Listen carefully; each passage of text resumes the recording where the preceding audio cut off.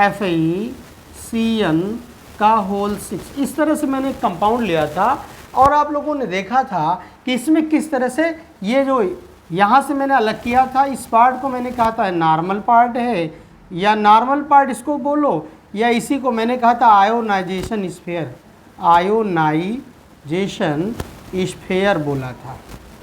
ठीक है, इसी तरह इस वाले जो बड़े ब्रैकेट के अंदर वाले पार्ट को मैंने कहा था इसको कॉम्प्लेक्स पार्ट बोलते हैं। कौन सा पार्ट बोलते हैं? कॉम्प्लेक्स पार्ट बोलते हैं, है ना। और इसको कहते थे, या दूसरी भाषा में कोऑर्डिनेशन स्फीयर मैंने कहा था, कोऑर्डिनेशन स्फीयर मैंने बोला था, स्फीयर। तो इस तरह से ये बताया था। फिर मैंने कहा था इसमें जो भी मेटल पाई जाती है वो बेटा सेंट्रल मेटल है। क्या है? सेंट्रल मेटल है। इसके अंदर जो भी एटम या ग्रुप ऑफ एटम्स पाए गए हैं उनको मैंने कहा था बेटा ये लिगेंड हैं। और ये लिगेंडों की जो संख्या थी वो क्या थी? कोऑर्डिनेशन नंबर थे, कोऑर्डिनेशन नंबर थे। ठीक है, इस तरह से सारी चीज़ें इसमें मैंने आपको बताया था। और भी मैंने कई चीज़ें बताई, इनके डिफिनीशंस भी मैंने बता दिए थे। अब आगे हम इनमें बताना ये चाहते हैं कि जो कंपाउंड है अगर इसको जल में डिजॉल्व कर दिया, डिजॉल्व करने से पहले भी मैं आपको बता दूं, यहाँ मेटल और लिगेंड के बारे के, इनके दोनों के बीच की छोटी सी कहानी को अब मैं आपको बताना चाहता हूँ। ये पार्ट सब हो गया था। अब मैंने कहा था जो सेंट्रल मेटल होता है, सेंट्रल मेटल जो होता है वो लिगेंड से इलेक्ट्रॉन पेयर लेते हैं। फिर और दूसरी बात मैंने कहा था जो लिगेंड होते हैं ये क्या करते हैं? इलेक्ट्रॉन पेयर डोनेट करते हैं, है ना। इलेक्ट्रॉन पेयर डोनेट करते हैं। और ये क्या करते हैं? इलेक्ट्रॉन पेयर एक्सेप्ट करते हैं, एक्सेप्ट करते हैं। ये सारी बात हमने आपको बता दिया था। तो हम यहीं से आपको बताना चाहते हैं कि कंपटीशन में कैसे क्वेश्चन बनते हैं, किस तरह से पूछा जाता है। आप नीट में बैठते हैं, IIT में बैठते हैं, यहाँ से क्वेश्चन बनता है। तो आपने इलेक्ट्रॉन का पेयर लेने और देने के बेस पर, यानी इलेक्ट्रॉन लेने और देने के बेस पर एक थ्योरी पढ़ा था। उसको क्या कहते हैं? कौन सी थ्योरी कहते हैं? Lewis acid base concept theory. उसका नाम है लुईस एसिड बेस कॉन्सेप्ट, यानी लुईस अम्ल क्षार अवधारणा, क्षार अवधारणा। ये हम लोगों ने बहुत पहले, मुझे लगता है सब कक्षा 9 या 10 में ऐसे होगा, 9th 10th की क्लासेस वहाँ पर। तो अम्ल क्या कहलाते हैं? लुईस अम्ल क्या है? लुईस क्षार क्या है? जो इलेक्ट्रॉन पेयर देता है वो क्या कहलाता? जो इलेक्ट्रॉन पेयर लेता है वो क्या कहलाता? तो अब यहाँ लेने देने के आधार पर एक फार्मूला हम आपको सिखाई दे रहे हैं, अपने आप सभी एसिड और बेस निकल करके आ जाएगा कि कौन देता है तो क्या कहलाता, कौन लेता है। एक फार्मूला हमारे पास है A²BD। A² का मतलब 2A है, B और D। A माने एसिड एक्सेप्टर, अगर एसिड है तो एक्सेप्टर है, और बेस जो डोनेटर है, नहीं हाँ ठीक, acid acceptor base donator, donator. ठीक, तो एसिड इलेक्ट्रॉन पेयर लेता है और एसिड उसे कहते हैं जो इलेक्ट्रॉन पेयर लेता है वो अम्ल कहलाता है, जो इलेक्ट्रॉन पेयर देता है वो बेस कहलाता है। तो लेता कौन है? सेंट्रल मेटल लेता है, इसका मतलब सेंट्रल मेटल यहाँ पर लुईस अम्ल की तरह व्यवहार करता है।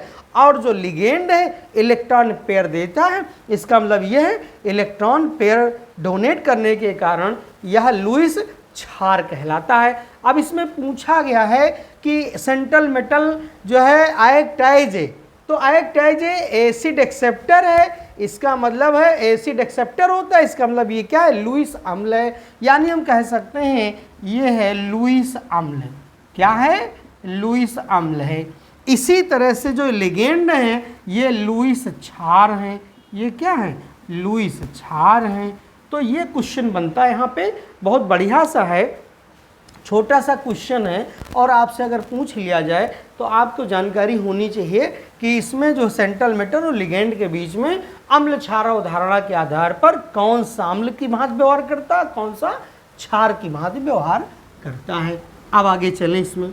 अब एक चीज़ और हम आपको बता रहे हैं, अगर कोई इलेक्ट्रॉन पेयर देता है, जैसे इसमें लिखा था K4Fe का होल 6, तो बच्चा जो कॉम्प्लेक्स पार्ट है इसका स्ट्रक्चर कैसे बन सकता है, तो ये Fe है, सेंट्रल में है, ठीक। इसने 6 साइनाइड ग्रुप हैं जिनसे इसने इलेक्ट्रॉन लिया है, ये 6 समूह जुड़े हुए हैं, Cn Cn Cn Cn, ये Cn ये Cn, इस तरह से। तो जो देता है एक पूरा का पूरा जोड़ा, यानी coordination bond, coordinate bond, coordinate bond का मतलब है इसने इसको दिया तो तीर का निशान लिगैंड से सेंट्रल मेटल की ओर लगाते हैं। स्ट्रक्चर बनाने का ये तरीका है कि ये इस तरह से इसका स्ट्रक्चर बनेगा, ठीक है। ये सारी चीज़ें हो गई, ठीक। अब आगे तुम ये इसका जो है, अब एक क्वेश्चन और अच्छा पूछा जाता है कि कंपाउंड दे देंगे, 4-5 कंपाउंड दे देंगे, फिर कहेंगे कौन सा कंपाउंड जो है विद्युत का सुचालक, अच्छा सुचालक, गुड कंडक्टर ऑफ इलेक्ट्रिसिटी कौन सा है इसमें। तो बेटा बेस इलेक्ट्रिसिटी को ले जाने वाला, उसको फ्लो करने के लिए 2 चीज़ें चाहिए, या तो मुक्त इलेक्ट्रॉन हो या फिर मुक्त आयन हो। 2 ही चीज़ें हैं जो आवेश को एक स्थान से दूसरे स्थान ले जाने का कार्य करते हैं। तो हम यहाँ से गुड कंडक्टर ऑफ इलेक्ट्रिसिटी निकालने के लिए हमको कंपाउंड दे देगा, कंपाउंड देगा और कहेगा इनमें से कौन सा गुड कंडक्टर ऑफ इलेक्ट्रिसिटी है। हम आपको अच्छी तरह से बता दें, कोई भी कंपाउंड, जैसे यही एक कंपाउंड FeCN का होल 6 है हमारे पास, अगर इसको हम पानी में डिजॉल्व करें, वाटर में डिजॉल्व करें, तो ये जहाँ से नॉर्मल पार्ट है यहाँ से अलग हो जाता है, और अलग होकर के देखिए कैसे अलग अलग हो जाता है, इस तरह से अलग हो जाता है। 4K प्लस ब्रैकेट वाला पार्ट एक साथ और नॉर्मल पार्ट एक साथ अलग होता है, ध्यान रखना। कॉम्प्लेक्स पार्ट सदैव एक साथ, नॉर्मल पार्ट अलग, यानी दोनों अलग अलग होते हैं, लेकिन कॉम्प्लेक्स पार्ट टूटता नहीं। और यही कारण है, कॉम्प्लेक्स पार्ट पूरा एक साथ होने के कारण कॉम्प्लेक्स कंपाउंड की सारी प्रॉपर्टीज, वो चाहे सॉलिड स्टेट में हो चाहे लिक्विड स्टेट में हो, वो कांस्टेंट रहती, इनमें परिवर्तन नहीं होता है। यानी कि अपने गुणधर्मों को ये ठोस और विलयन की दोनों की अवस्था में बनाए रखते हैं, बस। तो इसको चेंज यहाँ अलग कर देते, FeCN का होल 6 और 4 प्लस है तो यहाँ 4 माइनस का हो जाएगा चार्ज।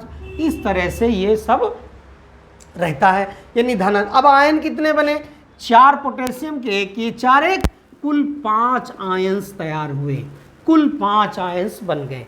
तो इसी तरह से तुमको कंपाउंड देगा। देखिए कौन कौन से कंपाउंड देते हैं, हम 4-5 कंपाउंड लिखते हैं। तो पहले तो यही लिख लेते हैं। पहला हमारे पास इसने कहा K4FeCN का होल 6।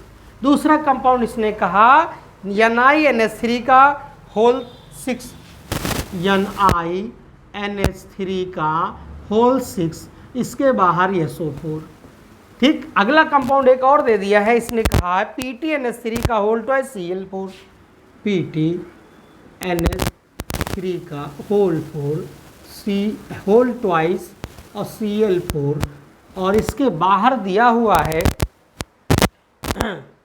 Cl2, इसके बाहर दिया हुआ है Cl2, और एक दिया हुआ है FeCO का होल 5, FeCO का होल 5। ये इतने कंपाउंड 1 2 3 4 कंपाउंड दिया हुआ है। और ना समझ में आ रहा, देखो यहाँ मैं लिखे दे रहा हूँ K4FeCN होल 6, दूसरा कंपाउंड है NiNH3 का होल 6 और इसके बाहर है SO4। अगला कंपाउंड है PtNH3 का होल ट्वाइस Cl4, इसके बाहर है Cl2। इसी तरह FeCO का होल 5, ये कंपाउंड इस तरह से कंपाउंड इतने दिए गए हैं। तो ये सारे कंपाउंड हमारे पास अवेलेबल हैं, और इस कंपाउंड्स में मुझे बताना है कौन सा कंपाउंड विद्युत का अच्छा सुचालक है।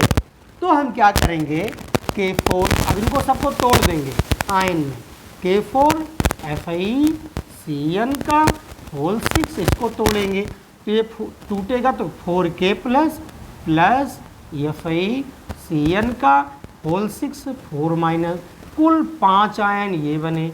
इसी तरह दूसरे वाले को तोड़ेंगे Ni NH3 का होल ट्वाइस होल 6 और इसके बाहर है SO4, ये टूटेगा तो ये टूटेगा Ni NH3 का होल 6 और दूसरा टूटेगा SO4 2 माइनस, तो यहाँ 2 माइनस।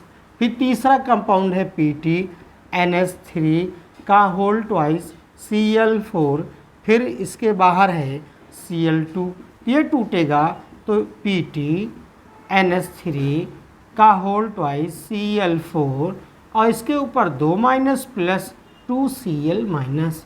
ठीक, अगला एक कंपाउंड और है FeCO का होल 5।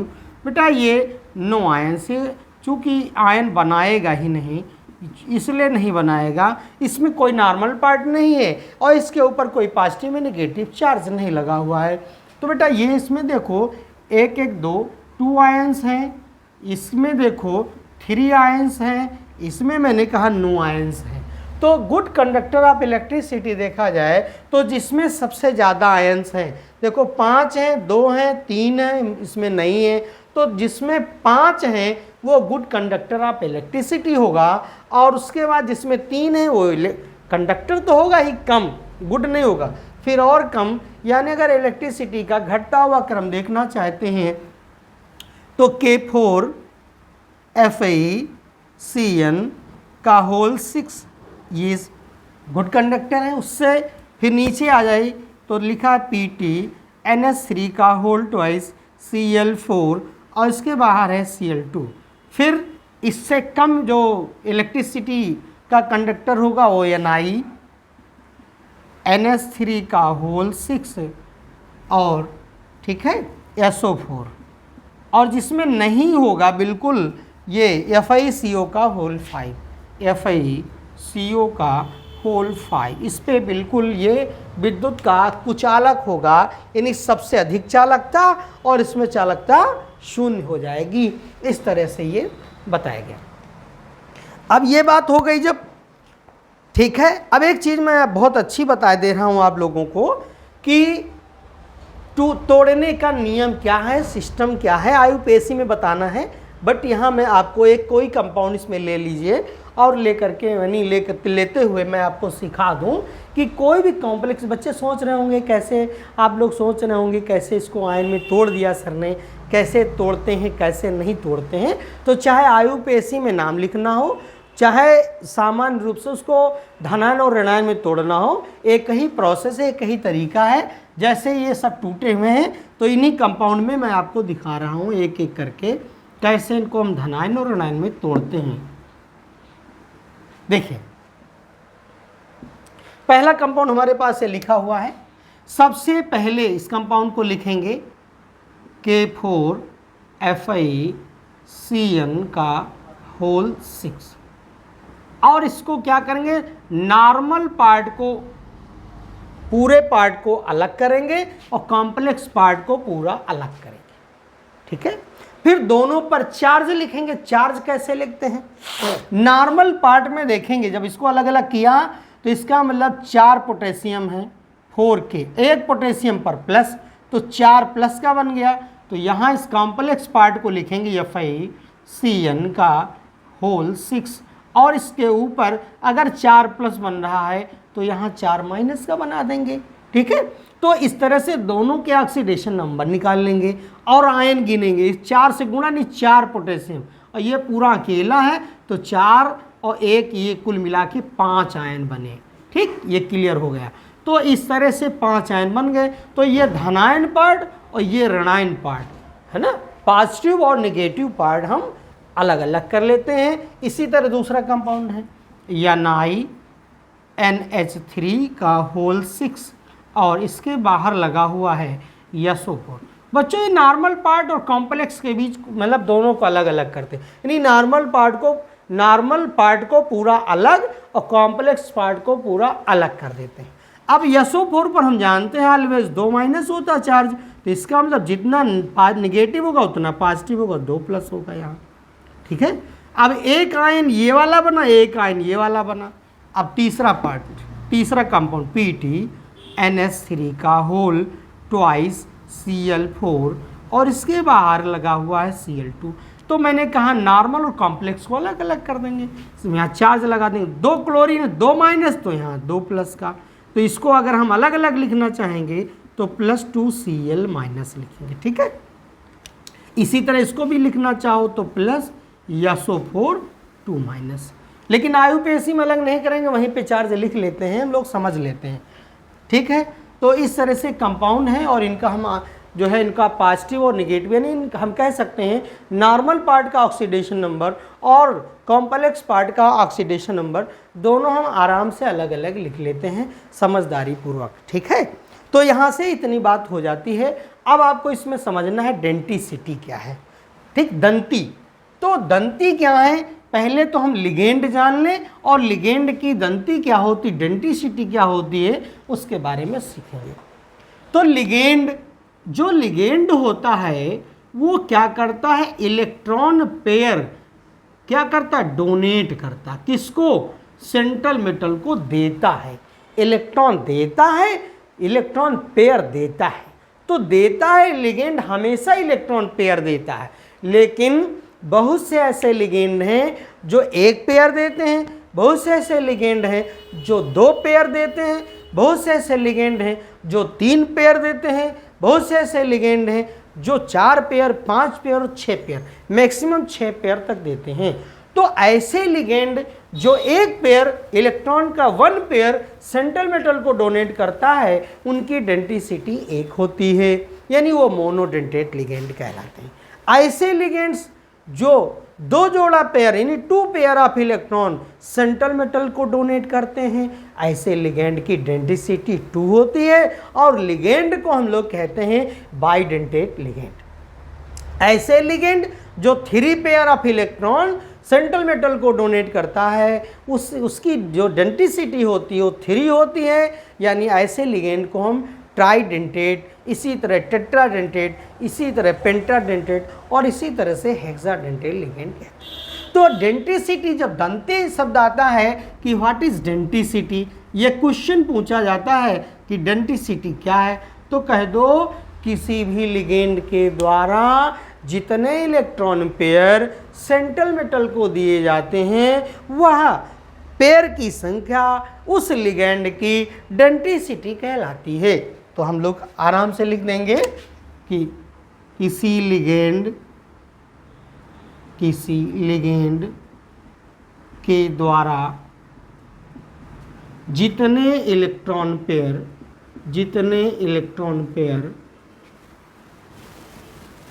सेंट्रल मेटल को दिए जाते हैं, सेंट्रल मेटल को दिए जाते हैं, वह संख्या